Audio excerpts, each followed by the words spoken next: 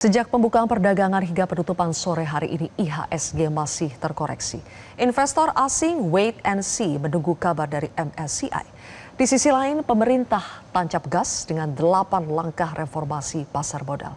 Kami akan membedahnya dengan Ketua Umum Perkumpulan Analis Efek, David Sutianto. Selamat sore, Pak David. Selamat sore. Pak David, kita masih menantikan hasil pertemuan BEI, OJK, dan juga MSCI. Tetapi kita sudah dengar bahwa Indonesia datang dengan 8 langkah reformasi pasar modal. Menurut Pak David, apakah pertemuan nanti akan membuahkan hasil yang positif?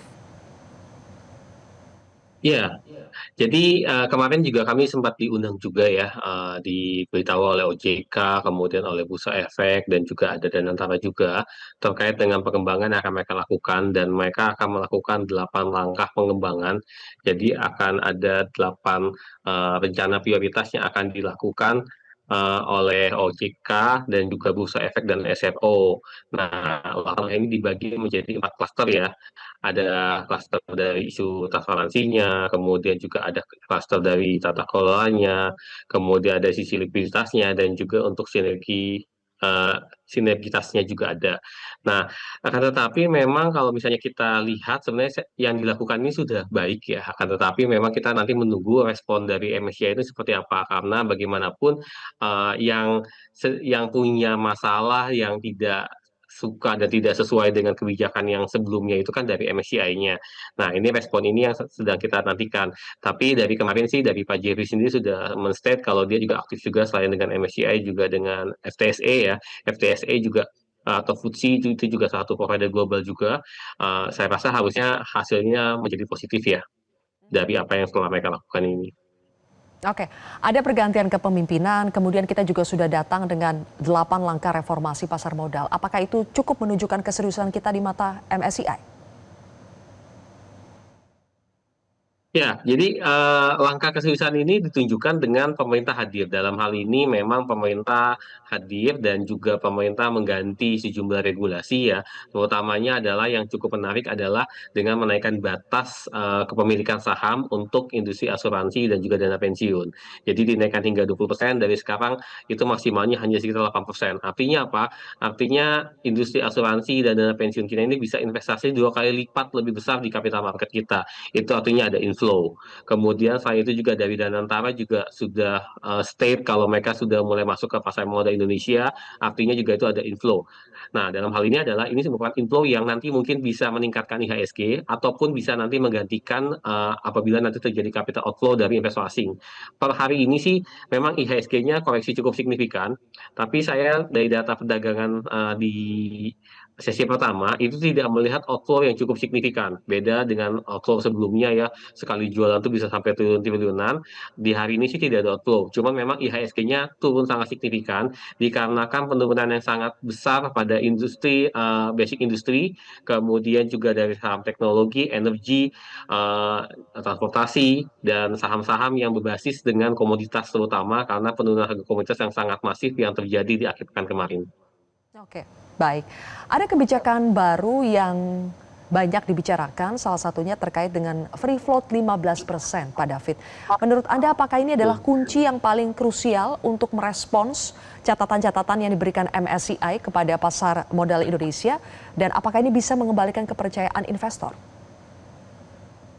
Ya, jadi sebenarnya kemarin juga kita waktu discuss di dalam diskusi kemarin juga sempat dibahas mengenai free float 15%. Nah, sebenarnya intinya itu adalah kalau kita meningkatkan free float, berarti kita akan meningkatkan supply saham yang ada di pasar kita.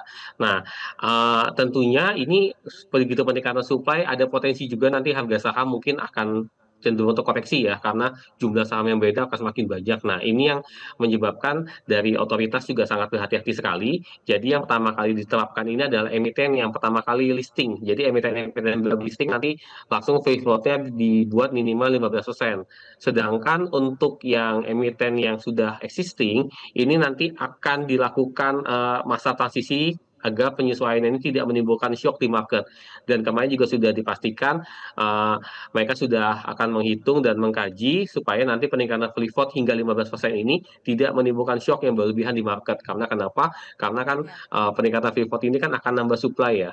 Dan ya. sebenarnya yang MSCI minta sebenarnya adalah di transparansinya, terkait dengan siapa ultimate benefit ownership, lalu kemudian juga terkait dengan data saham, di mana tipe investor ini akan dibuat mengacu ke best practice yang ada di global sana.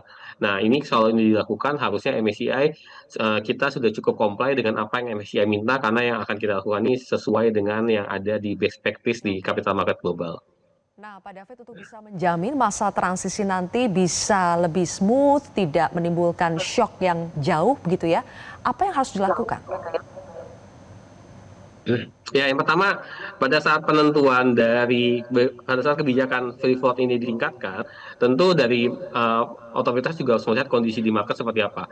Kalau kondisinya market sedang outflow seperti sekarang, ditambah free float, kemungkinan besar harga saham tentu akan semakin tertekan.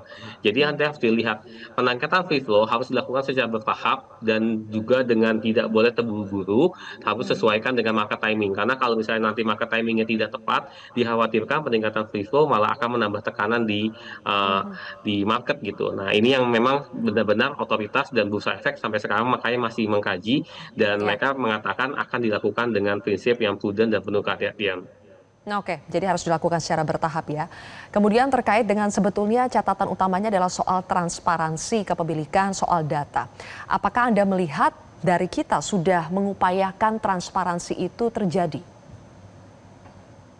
Ya, kalau lihat dari statement yang disampaikan di diskusi kemarin, transparansi itu akan dilakukan melalui dua dua tahap, action ya. Yang pertama adalah terkait dengan ultimate benefit ownership.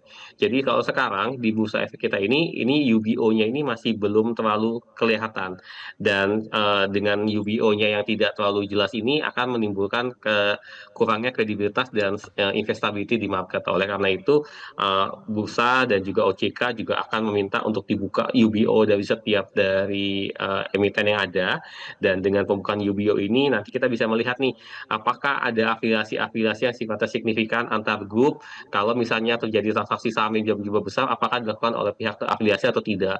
Lalu kemudian yang kedua adalah ya tadi, terkait dengan data kepemilikan harga saham. Jadi nanti, kalau sudah standar dengan best practice global, harusnya isu transparansi ini akan jauh lebih ringan, sehingga nanti market kita kembali menjadi pilihan juga bagi investor asing untuk masuk ke sini. Ya, Pak David, apakah sebetulnya transparansi data kepemilikan saham itu benar-benar bisa mematikan praktik saham gorengan, Pak? Nah, untuk terkait dengan praktik harga, saham gorengan ya, kita bukan hanya masalah transparansi saja, tapi kita juga butuh yang namanya market depth atau pendalaman pasar secara terintegrasi.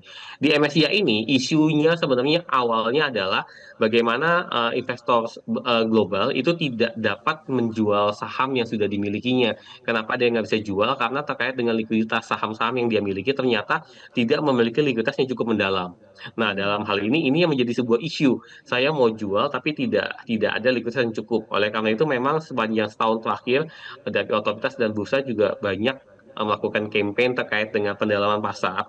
Jadi pendalaman pasar ini adalah bagaimana nanti, pasar yang dalam ini bisa memiliki likuiditas yang cukup, kemudian transparansi juga baik, dan juga pasar yang bisa adaptif dalam setiap, situasi. Misalnya seperti market kita saat ini, biasanya market yang adaptif itu adalah market yang bisa menyesuaikan dengan, tren yang ada di, investornya. Jadi saat ini apabila investor ingin switching, itu biasanya saat ini masih cukup mengalami kendala apabila dia mempunyai beberapa saham yang likuiditasnya kurang. Jadi pada saat dia bisa beli, kemudian pada saat dia mau tukar, dia mau ganti ke instrumen lain, agak sulit karena likuiditas tidak cukup. Nah, ini yang sedang menjadi PR untuk bisa ditingkatkan likuiditasnya.